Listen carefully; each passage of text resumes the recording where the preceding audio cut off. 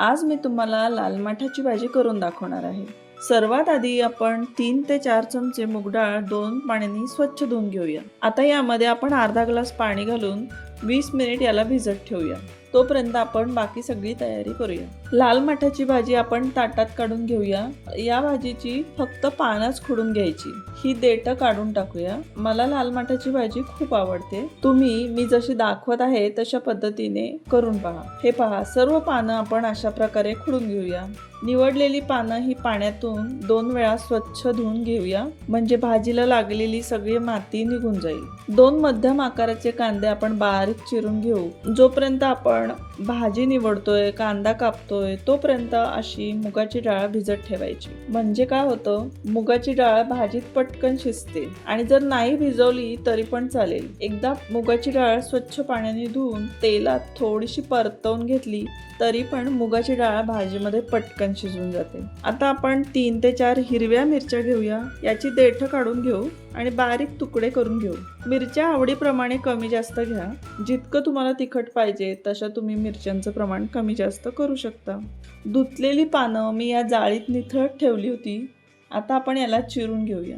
चिरून जर आपण घेतली लाल माठाची पानं तर भाजी छान मोकळी होते। हे पहा, काही पानं खूप मोठी मोठी असतात, म्हणून शक्यतो आपण भाजी चिरूनच घेऊया।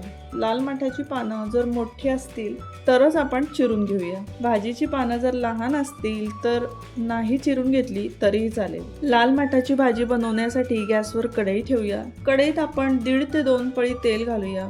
खूप सोपी आहे बरं का ही भाजी बनवायला। तेल तापलं की यामध्ये आपण अर्धा चमचा लसूण पेस्ट घालू। लसूण लालसर रंगावर भाजला की 3 ते 4 हिरव्या मिरचीचे तुकडे घालूया। हिरवी मिरची लसूण तेलावर छान परतून घेऊया। आता यामध्ये बारीक चिरलेला कांदा घालूया। चवीनुसार मीठ घालू। मीठ घातलं की कांद्याला पाणी सुटतं आणि कांदा पटकन भाजला जातो। कांदा रंग बदलेपर्यंत परतवून घेऊया। यामध्ये आता भिजवलेली मूग डाळ घालूया। भिजवल्यामुळे मूग डाळ छान टम्म फुगली आहे। न भिजवता घातली तरी मूग डाळ इतर डाळींपेक्षा पटकनच शिजते। सगळं आता व्यवस्थित मिक्स करू आणि यामध्ये बारीक चिरलेली लाल माठाची भाजी घालूया। सगळं व्यवस्थित एकत्र करू। आता 8 ते 10 मिनिटं भाजीतलं पूर्ण पाणी आटेपर्यंत भाजी शिजवून घेऊया। मध्ये मध्ये झाकण उघडून भाजी हलवून घेऊया। भाजीतलं पाणी सगळं आटलं आहे।